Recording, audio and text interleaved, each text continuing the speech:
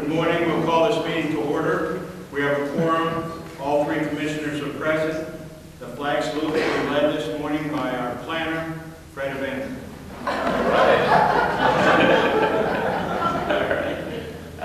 I pledge allegiance to the flag of the United States of America and to the republic for which it stands, one nation under God, indivisible, with liberty and justice for all. I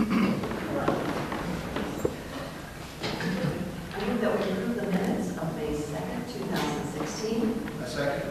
The motion has been made and seconded. Are there any additions, deletions, corrections? All in favor say aye. Aye. Aye. Opposed? Minutes are approved. We have no one signed up for public comment. I make a motion to approve the notice agenda, one agenda item, resolution number 16-137. Second. Motion has been made and seconded. Good morning, Commissioners. Tim Elsey, Public Works Director, speaking to item number 1 on your notice agenda. And this is a notice accepting a bid on tax title property located at 194 Topelt Road, Doty, Washington.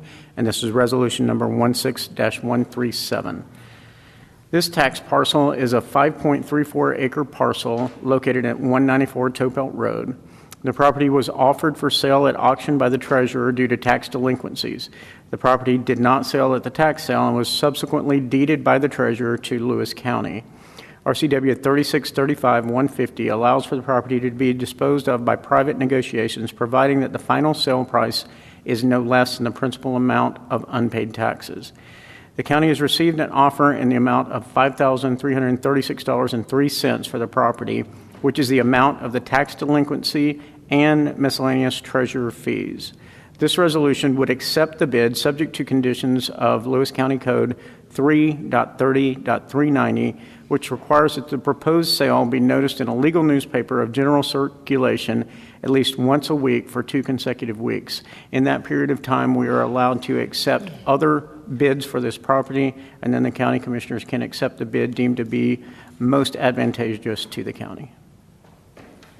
Could we pull the map up so folks can see where exactly it is? Do you have that?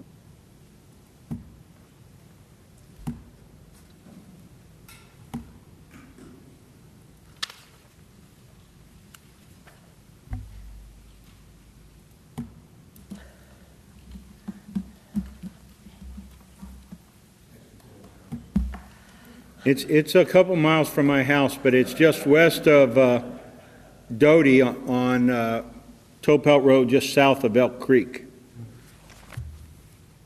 And I suspect one of the reasons that it's going for $5,000 for 5 acres is it's right next to the river, and I suspect that land over there is pretty low-lying land, and I'm not sure you'll get a perk or a permit.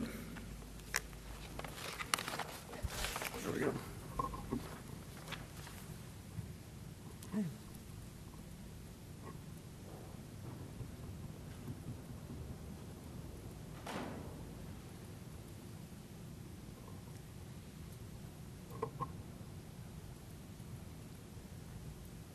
So what's in yellow is the site, correct? Correct.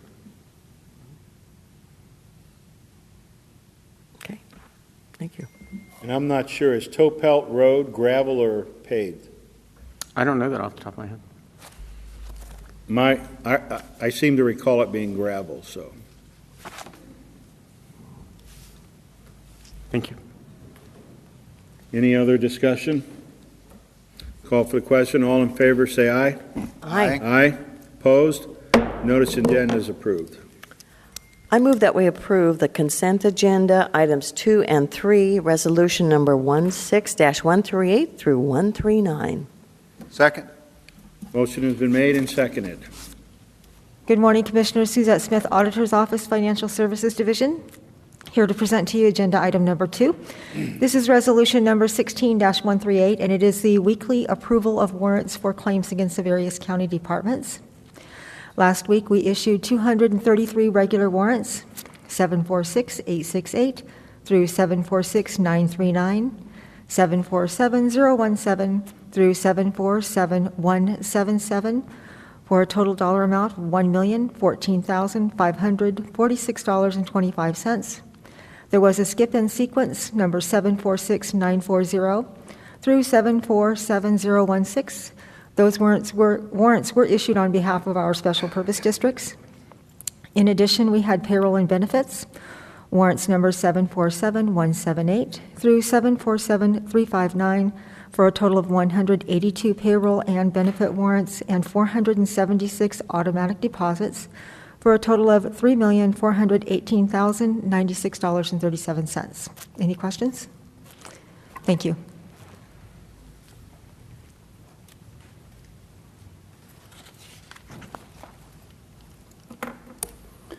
Good morning, Commissioners. Doug Carey, Facilities Manager, standing in for Steve Walton, who's under the weather this morning. I'm here to speak about Resolution 16-139, and this is a temporary construction permit for the City of Chehalis to allow them to perform work on the Salzer Creek Bridge Scour project on National Avenue. This permit would allow the city's contractor access to the bridge over the county property on both sides of the bridge on the east side or the west side of National Avenue. This project will remove accumulated vegetation and sediment under the bridge, which should allow additional capacity for water to flow through there during a high water event. It's created backups in the last couple of years. Yeah, I've had the dubious opportunity to watch several flood events down there, and the Salzer Creek does tend to back up at the National Avenue Bridge and actually come over National Avenue. And the thinking is that if there's additional capacity to get under the road there, that excess water wouldn't be an issue when the Chehalis backs up and slows the creek down even further. So, thank you. Is there any further discussion on the consent agenda? No. All in favor say aye. Aye. Aye. Opposed? Approved. We will now have two hearings. The first hearing is on a traffic ordinance, number 219, and it's fixing maximum speeds for vehicles on certain roads in Lewis County. The hearings will be run starting with a staff report, followed up by a question and answer period. Then we will close the question and answer period and open for statements, first from the staff and the board, and then from the audience here. After that, we will close the hearing and we will consider the ordinance. Mr. Tim Elsey. Good morning, Commissioners. We're here this morning to consider changing the speed limit on 4 different roads in Lewis County. Pursuant to RCW 4661-415, local authorities are authorized to determine the maximum speed limits permitted on roadways based on an engineering and traffic investigation. An engineering and traffic investigation of the following roads have been prepared, and the report thereon is attached to this this ordinance. The adoption of Traffic Ordinance 219 adjusts the maximum speed limit on the following county roads or portions of county roads.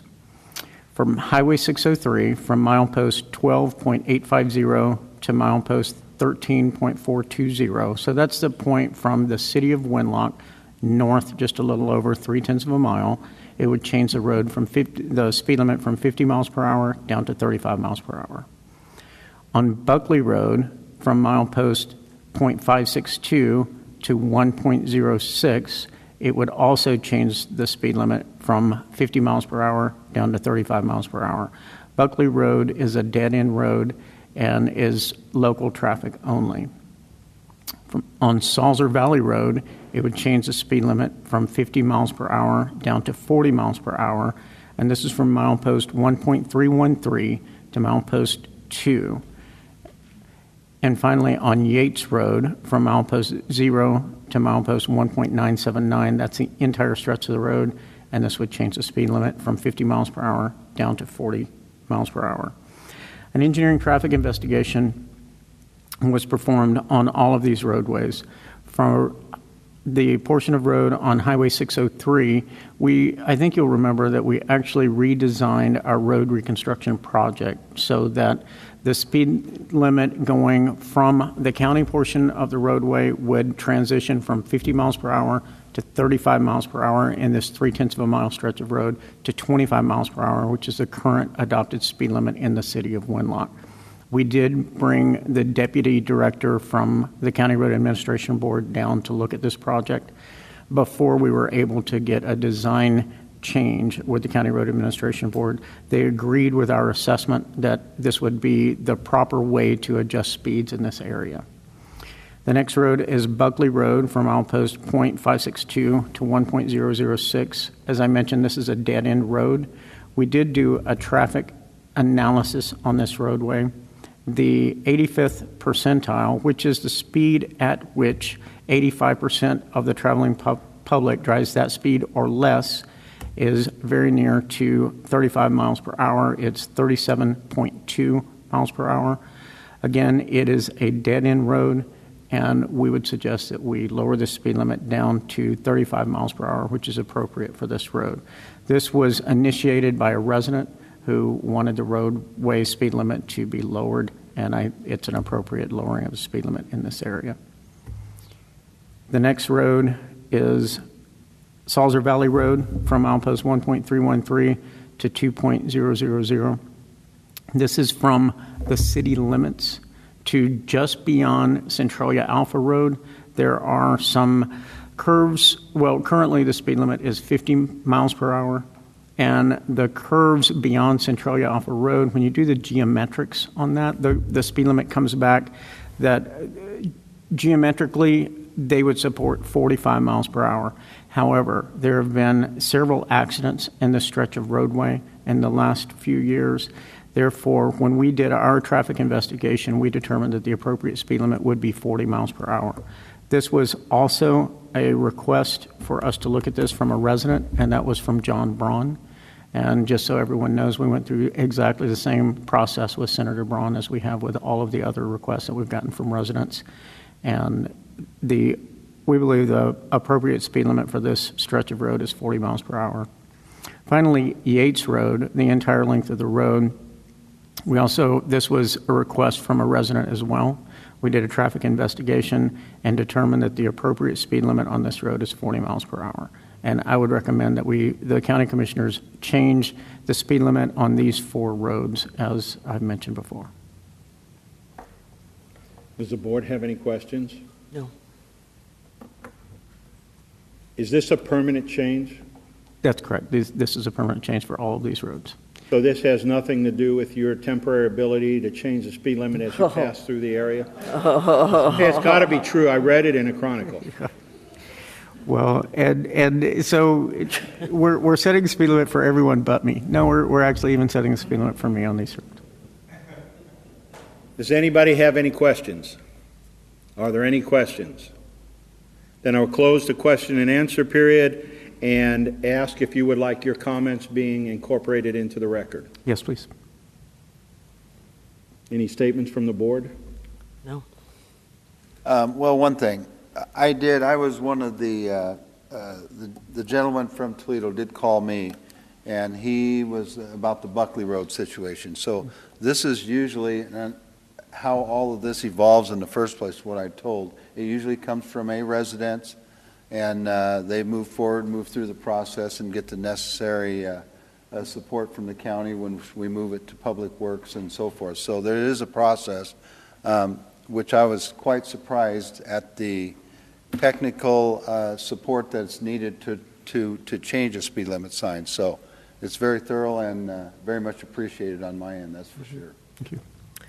Well, then I should make a comment that for the Salzer Valley Road, that Senator Braun contacted me, and then we referred the call over to Tim to work on it. And as you said, you did everything you would do as anyone else, whether it's a senator or a private citizen.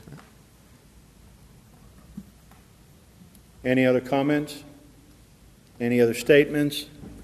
Then I'll close the statement period and consider hearing a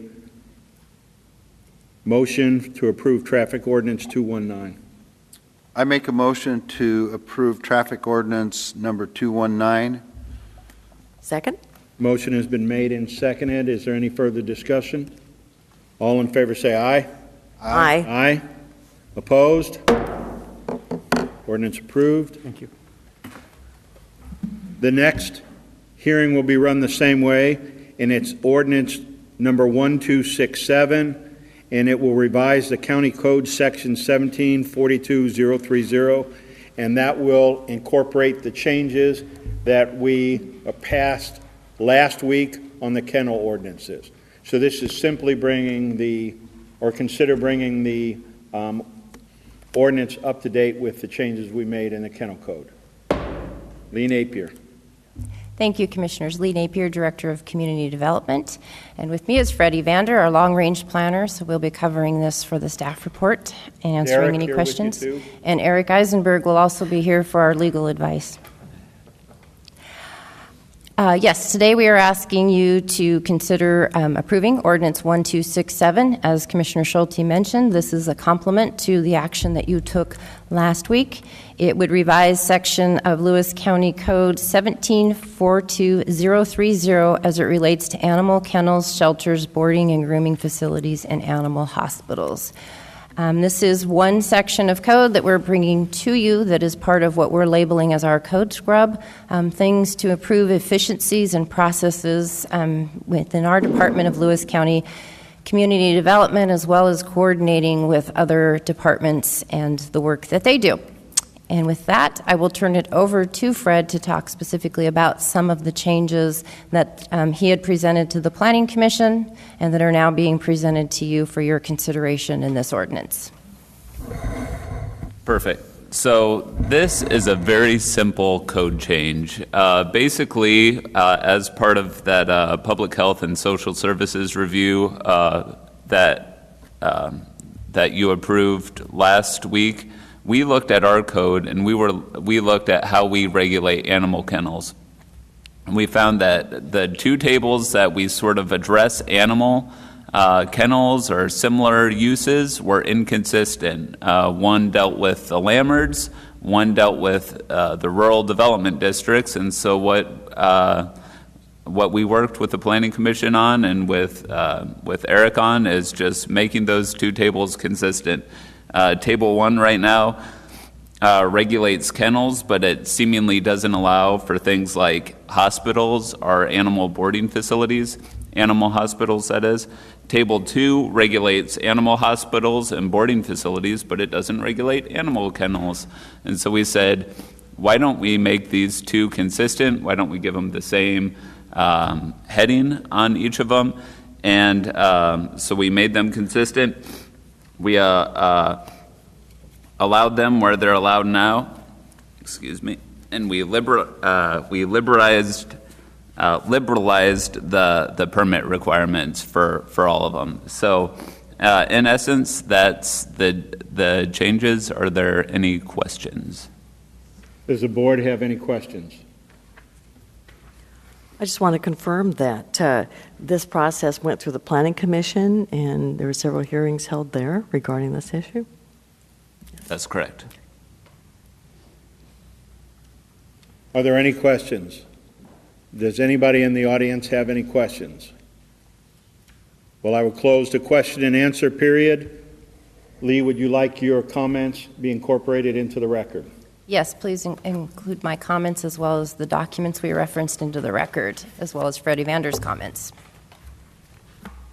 Does the board have any statement? I would just say the meat of this discussion held last week, and this is just making an adjustment to this ordinance to incorporate the changes we made last week. Does anybody in the audience have any comments? Eric?